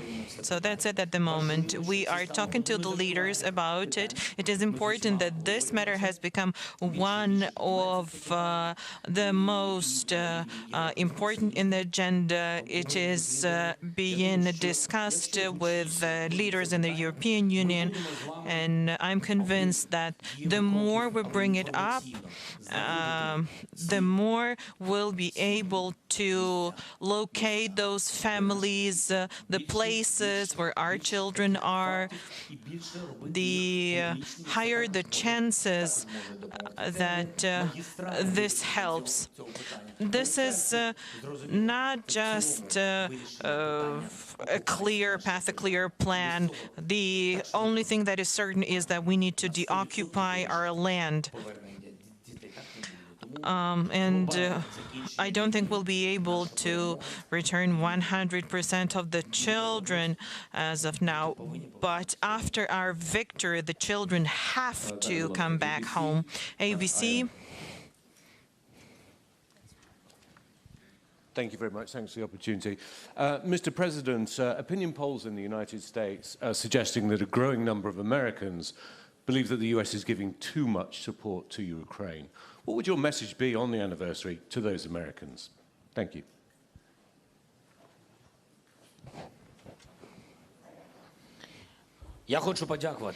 I would like to thank the American people. I would like to thank all of the American people that are supporting Ukraine, the Congress, the President, the TV channels, the journalists, and everyone that has been supporting us. And that percentage of Americans, as you've mentioned, is increasing. I can tell them only one thing. If they do not change their opinion, if they do not understand us, if they do not support Ukraine, they will lose NATO, they will lose the clout of the United States, they will lose the leadership position that they are enjoying in the world, that they are enjoying for a very fair reason, and they will lose the support of the country with 40 million of population, with millions of children. Are American children any different than ours? Don't Americans enjoy the same things as we do? I don't think we're that different. And I'm actually very happy that we have bipartisan support, but we keep hearing those messages from time to time, and they're dangerous. There are political leaders that are elected by people, and if this issue is raised, those political leaders need to be responsible and cautious because people are looking at them. Who wants a third world war? Would anyone would anyone be willing to accept that risk? The U.S. is never going to give up on the NATO member states. If it happens so that Ukraine, due to various opinions and weakening and depleting of assistance, loses, Russia is going to enter Baltic states, NATO member states, and then the U.S. will have to send their sons and daughters exactly the same way as we are sending their sons and daughters to war, and they will have to fight because it's NATO that we're talking about, and they will be dying, God forbid, because it's a horrible thing. I wish peace and Ukrainian support to the United States. TV4, Sweden.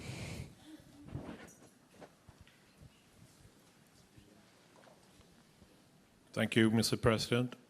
I'm Anders Kraft from Swedish TV4. Thank you for your hospitality. The people here are very nice. It's my first time in Ukraine. Today, Sweden decided to donate or send more tanks and more military aid, including Leopard tanks. Do you have a special message, something for my viewers, the Swedes, today? I would like to thank them.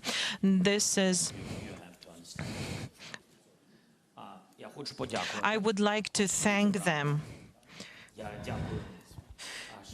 Genuinely, I'm very grateful to Sweden. This is a very powerful aid package.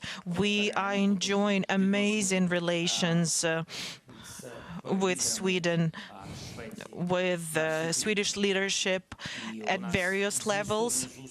And we have some very high-quality meetings and negotiations, and there was a very good visit of the Prime Minister And we are about to reach a very important decision. And it's hard work, so I wouldn't want to give details of it now, because we all need to prepare for that properly. But there's one thing I would like to say. You're doing a great job. It's a great decision that you made to become NATO members. And as you know, Putin managed to unite a lot of countries, people in those countries. And I'm very happy for you. I'm very happy for Finland, because it all means NATO becoming stronger. And NATO becoming stronger is not about stronger armies. It's about better security. So that is why we want to be a member of the alliance. We want to be protected. We want to be helping others. It's about collective security. So I'm very happy. There are some things to work on, and I'll be honest with you. You have to know that Ukraine is also helping Sweden. Thank you. South Korea, JTBC, if I'm pronouncing correctly.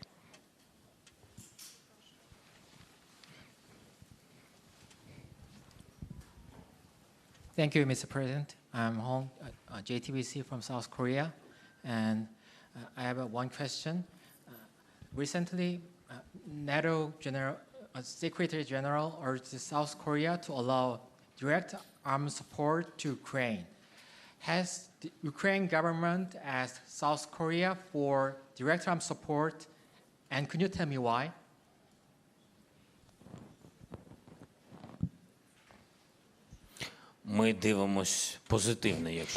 Well, it would be a great thing if there's direct supplies of weapons to us. We would welcome that.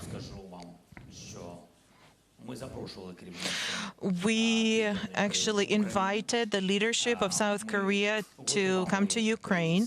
We were working on a visit of our Prime Minister to South Korea. This was at the time when it was very hard for me to leave the country. We are very much interested in our relations. That is very important for us, and I think that we can continue it, and that's it. What can I say?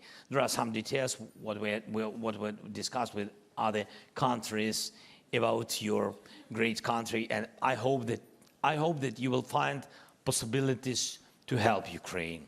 Thank you so much. Дякую, телеканалу Рада, будь ласка. Thank you, Rada TV channel.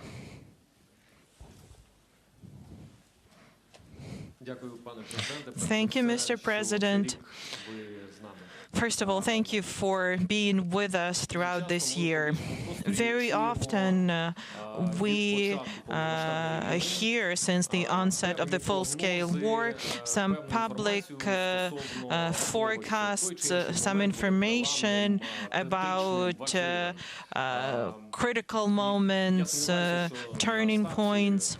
I don't think that these are the terms and concepts that are used at the Supreme Commander's HQ. But I have to ask a question. What are the odds of physically returning Crimea back to Ukraine, and what would be the reintegration solutions for Crimea that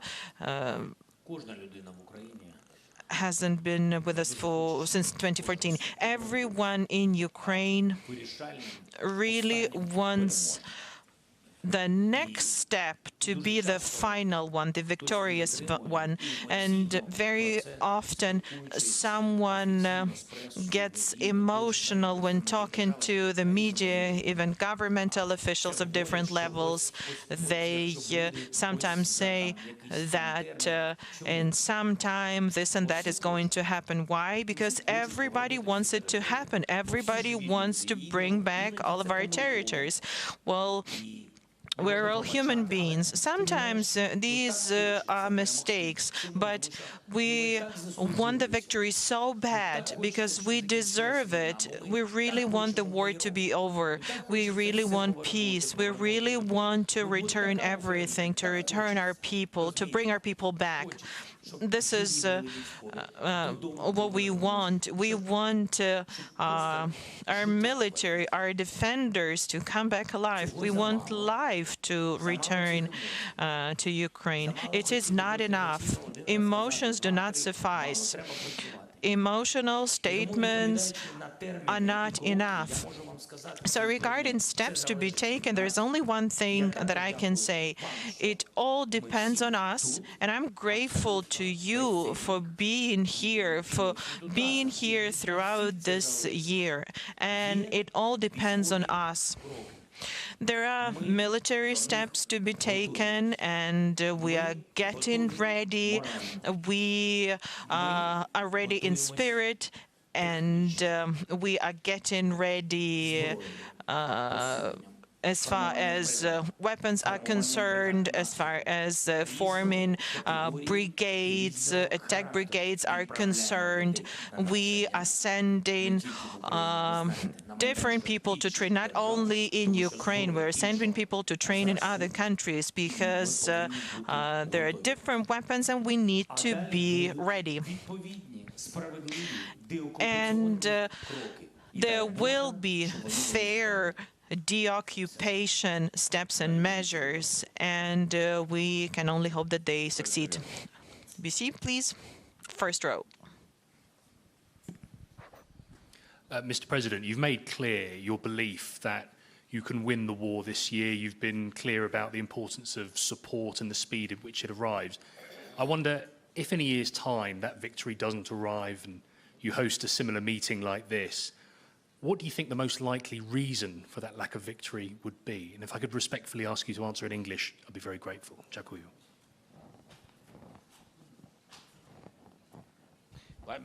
Yeah, no, I can. But what the question was? What about if we can't? I mean that if we can't win. If victory hasn't arrived for you by this time next year, what do you think the most likely reason for that would be?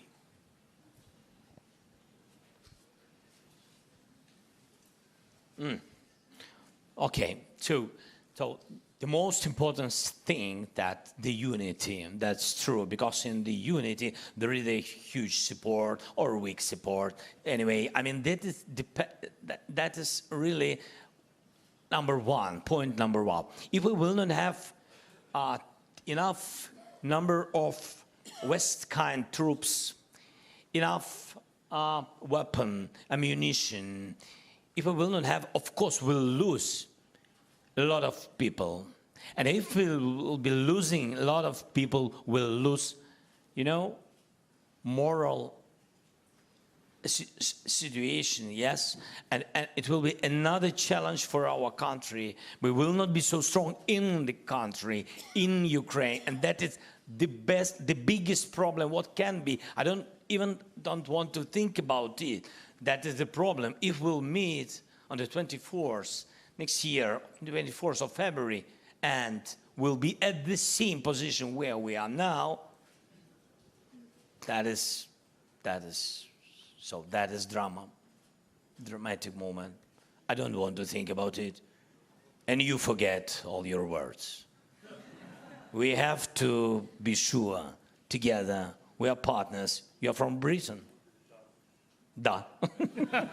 I see. I see. Okay. Thank you so much. We'll win.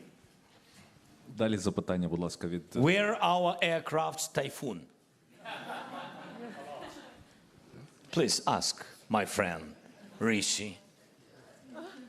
Далі від китайських журналістів запитання, будь ласка, Фелікс. Chinese journalist Felix Satellite. Mr. President, so you said that you appreciate being straightforward, so let me be straightforward. So I think right now, both Ukraine and Russia needs as many countries as possible to stand on its side. So how do you convince the countries that geopolitically a bit remote from Ukraine, for example, China, for example, South Africa, India, to be actually on your side? Скажи мені, будь ласка, Сергій, я вже погано чую. Що було запитання?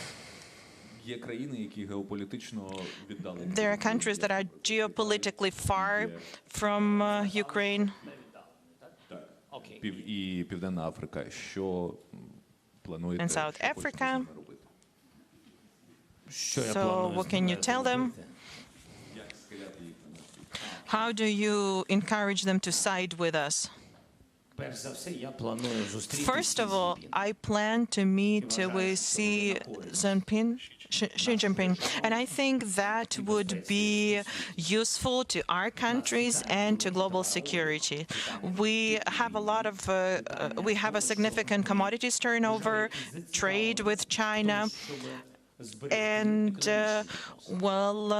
we are the countries that are interested in preserving our economic relations. As far as I know, China respects territorial integrity, historic territorial integrity, which means that China needs to do its best to make sure that Russian Federation withdraws from our territory, because that's what respect for territorial integrity and sovereignty is. Would you agree with me? Yes? It's great. It's very good, soft step forward. І це дуже важливо, що ми одне одного розуміємо. And it's great that we are on the same page. You see, I'm already starting public diplomatic relations here. I think live people cannot be killed. Would you agree with me?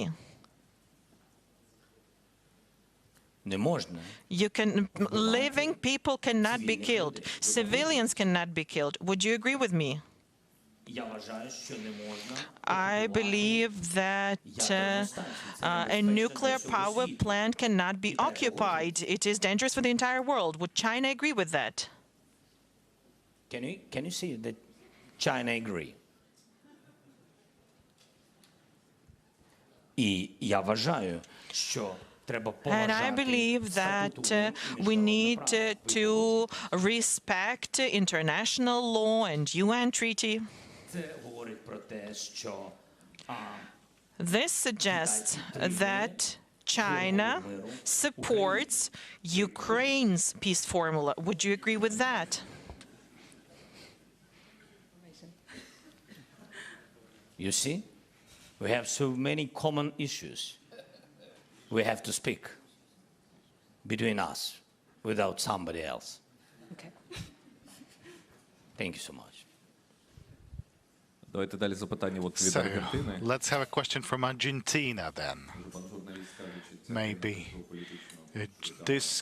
The journalist will say that this country is also politically distant from Ukraine. We'll see. Thank you, Mr. President. I want to ask for a selfie, but maybe an exclusive interview would be great. Could be after We'll discuss it later.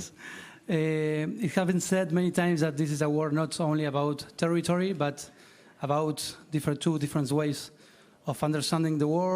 It's a war of values.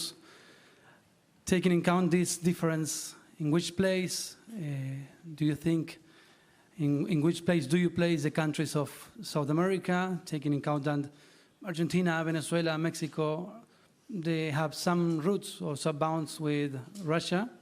And this, I'm talking about the government, not the people, which is completely different.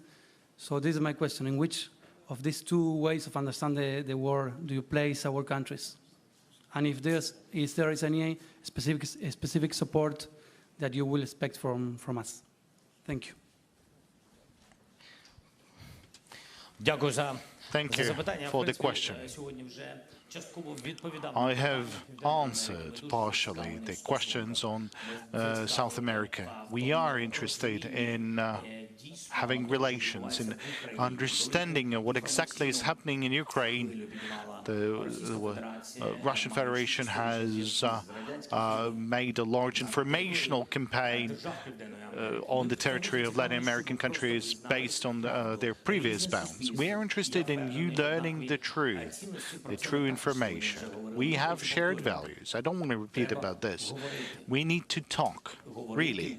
We need to talk, and Ukraine has to talk to all the countries now, to all the countries that are not willing to support the destruction of the territories, the destruction of the states. We have to talk, because we're all interested in global security, because there are so many natural challenges. You can see what's happening around us, and therefore we have to think how to preserve the humans, the environment, the planet for our new generations. But we shouldn't think of how to occupy, how to make aggressive steps, how to wage wars, and how to create war and create military conflicts. So at this point, we're on the safe side. Same side. I just want us to know one another. We are lacking the embassies. Unfortunately, we weren't represented at all the continents that we talk about now so much. And we talk a lot, and this is not a coincidence. And answering your question, what role, what priority role is played? We believe you as equals. We treat you as equals. We treat you as countries that have a priority in terms of the relationship and building relationship. We can think not only about the security, we can also talk about things that are so much important to your business, to your people, anything that you might be economically interested in. Now the question from Reuters. I think it's in the other corner. Please. Max Gunder from Reuters. Currently, the United States still have not provided Ukraine with long-range weapons like ATACMS that Ukraine have requested. Now, does that make the deoccupation more complicated this year? Thank you for this question. I had a very frank conversation with the United States and with the EU countries, and that's one of the reasons for me to go to the EU and to UK and to the United States. Now, they know. You know, it's hard to kind of realize, based on the informational space, what was in Kherson, what was the deoccupation steps, why or where did they redeploy this 40,000 men, why the East has become reinforced. They don't know all these details, that the enemy was running. We were pressing them hard. We were making them retreat from one bank to another bank, and now they're deploying the weaponry on the other bank and hitting our civilians. And we have to keep on saying and explaining that long-range weapons is about the protection of our civilians, because many partners, they have their own kind of thoughts in terms of supplying ATACMS and such powerful weapons. And by the way, we've agreed with UK a different kind, but still it's a long-range weaponry, and we had to work a lot because there's different kind of realization in terms of Ukraine needs long-range weapons to fight or to hit targets on the territory of Russia. And there's, thanks to Telegram channels, there's different sources of information. There are institutions that represented many countries around the world. I don't know why this is happening. In some cases, that's an informational policy of Russia, like a wave of disinformation or misinformation. Now, in some cases, that's internal fears that Ukraine could not be provided with F-16 ATACMS or others, because Ukraine would be hitting targets at on the territory of Russian Federation. But I want to tell you publicly now, we are working hard so that people have understood that Russia has deployed their weaponry specifically at a certain range on the occupied territory in order to kill civilian population. Now, we need to hit those targets and defend our territory and defend our people, to hit the weapons of Russians that are currently located on the territory of Ukraine. We are protecting our own population. We have Kherson. I've explained a lot. I've talked about the banks, I talked about the details, the streets, the amount of population. That's a wonderful city with a population of over 500,000 before the invasion. And then when we deoccupied and the people were happy, there were only 85,000 people. Only 85,000. Someone was forcibly deported, others were killed. We found graves. Someone left the country, and when we've deoccupied in a week, a couple of thousand people have returned. Like what Russia has done, they've deployed weapons on our territory and started firing from the other bank of the river Dnieper, knowing that our weapons would not be able to hit them, and they were killing civilians. And now there's people being killed, and so the people were leaving the city. And where are they heating? They're heating bus stations, electricity, potable water supplies, gas supply pipelines. That's what's happening. I mean, you try to go to the hospital, they're heating hospitals and schools. So that's what happened. And it's hard to find information like that. So even if you be reading things like that, you know how many spams are there in addition to the correct information. That's why any person, different leaders, they're reading, they get reports from intelligence, but still, I mean, you can trust that or not. You need an emotion as well. People would need to understand this, and they would need to receive true information from Ukraine. So that's why we need to talk to Africa, to Latin America on different matters, and really we need to talk to US, to EU, so that we would be provided with long-range weaponry. This is a challenge. Another bigger challenge is the aircrafts, but we need to exert pressure. We need to keep on talking. Thank you. Now the fifth channel.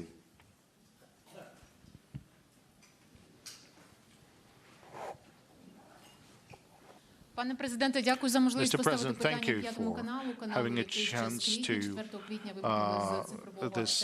have this question by the fifth channel. We were disconnected from the news environment. We're not allowed to operate. But when US and NATO were warning about full-scale war, you called upon the Ukrainians to not listen to the provocation. Now, do you kind of rethink that shouldn't be the case? And do you think that it was your personal mistake that the citizens were not well prepared for this war? And what could be the punishment for the ex-head of the security service of Ukraine and your friend Ivan Bakanov? Do you think he's in Ukraine? And do you agree that because of SSU? Thank you for report. It was good. I thought I was here on the 24th of February. I wasn't going anywhere. And I think that's important, that we have not lost the country. And yes, it's thanks to the people of Ukraine, and that's thanks to the armed forces of Ukraine. And I guess that's thanks to me as well, a bit. Well, that's many people think so. I'm not a hero, but at least I've done something since we're here in the deoccupied Kyiv, in many of the deoccupied cities of our country. Maybe I did something. We have NATO weaponry, and we are fighting, and we're not signing any treacherous agreements like Minsk agreements or whatsoever. Well, that might be not something that is comfortable for you to hear, but I'm grateful for your presence. It's great, and I know that you will be here still. You will still work. That's wonderful. But what's the essence? That we will win. Well, no matter what president, what sort of president do you have? I mean, with the former president, you did not win.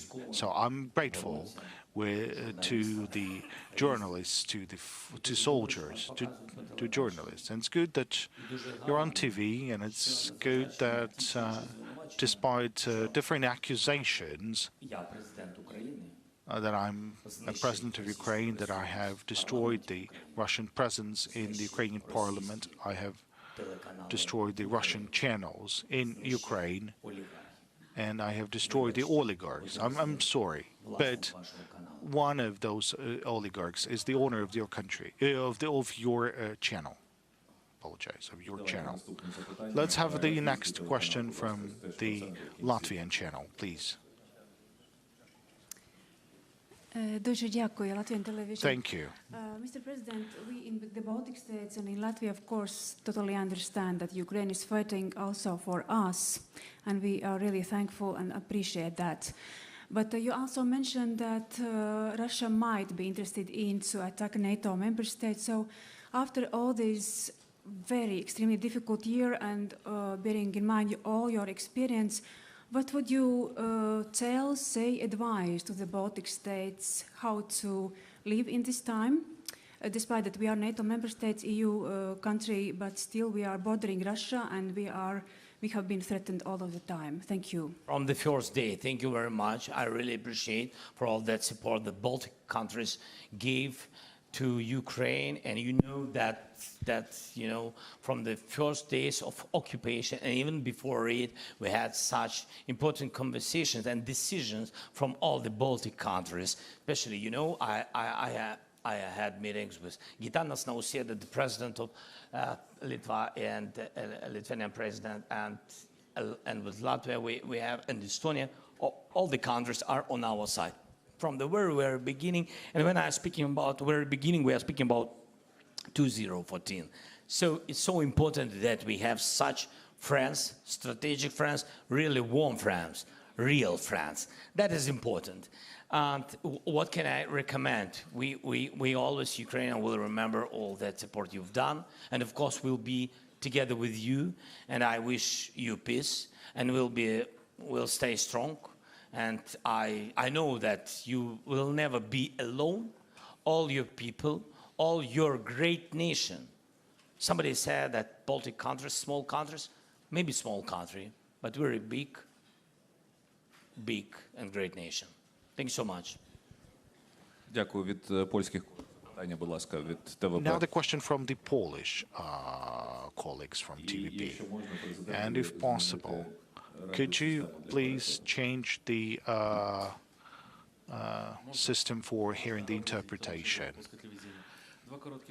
Two brief questions. You have a peace formula. We already know that, and that these are our conditions for talks with Russia. But we know that Russia is not willing to respond to that.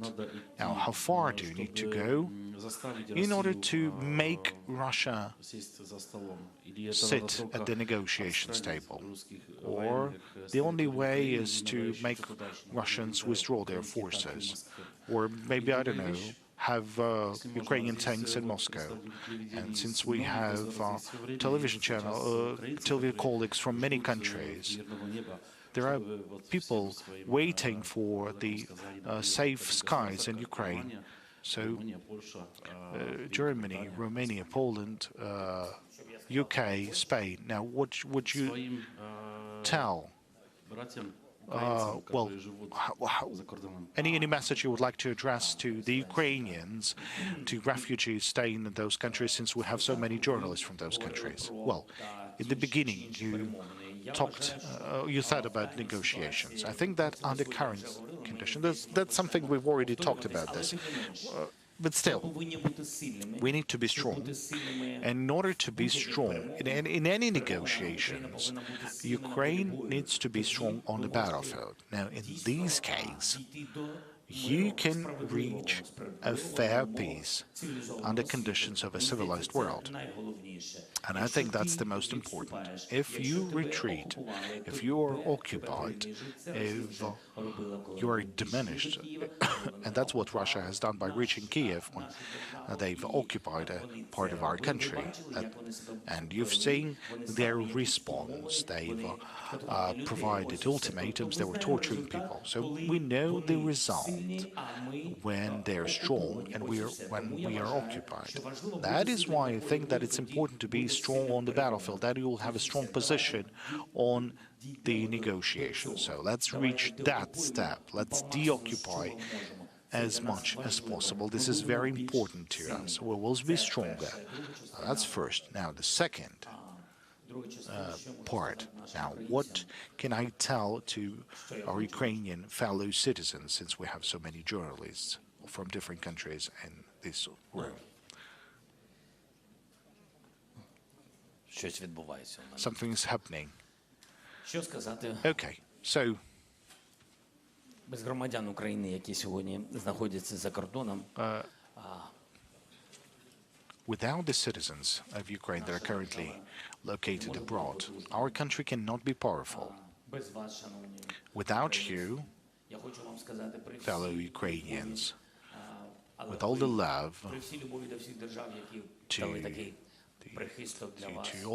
with all the words of gratitude to all those countries that are hosting you. Remember that you are Ukrainians. You're not Romanians, nor Polish, nor Germans. Now, with all the words of gratitude to those countries that are hosting you, they've done a lot. They're supporting you. But I want you to know, коли ви зможете, я б дуже хотів, щоб ви повернулися. You'll be ready, when you'll be able. I would really like you to return. I'm not calling upon you right now to return. That's your security, that's your choice, that's your safety. But I want you to know that you're the very same Ukrainians as everyone. We are waiting for the return of the normal life. So please return, because we need to rebuild our wonderful country, because that country is built for all the people, for all those who are currently fighting and defending our country, and for all those who had to leave temporarily. Ukrainians, well, they are forever Ukrainians, even though they left the country for some time. Now, this is almost the end of the press conference. We still can take two questions. So let's have one from Obozrevatelь and Ukraina. Thank you for the possibility to ask this question. The question on the security guarantees that we've touched upon earlier. Just recently, Andriy Yermak said that we were about to have the security agreements, security guarantees, and Rishi Sunak said that hopefully they could be approved by July. And what are other countries considering these, the approval of the security guarantees? Anyone before the war and after the war? Thank you very much. We would like to have security guarantees on our pathway to NATO. We do not know when exactly we're going to make it there. It's not up to Ukraine at the moment. Ukraine has shown its strength on the battlefield, and it also showed that our public supports it. Regarding challenges, we really need security guarantees. We are negotiating that with the EU countries, with the UK, with the United States of America.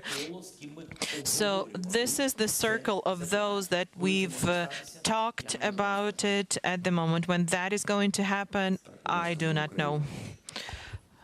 Мы Украина. Mr. President, the stolen childhood, the kidnapped children were already discussed today, and I would like to talk about family.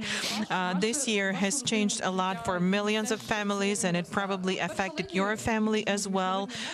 First Lady has been referred to by international observers as a symbol of resilience, and her voice is heard at various international platforms. So my question is, how did this 365 days of full-scale invasion change your relations with your family? If you could answer that. This is the last question, so I would really like to hear something about something personal. The final question and the hardest one. I love them. I love my family. I love my wife. My children are the most important people for me. I do not get to see them often. My parents, I don't have any opportunities to see them. I'm very proud of my wife.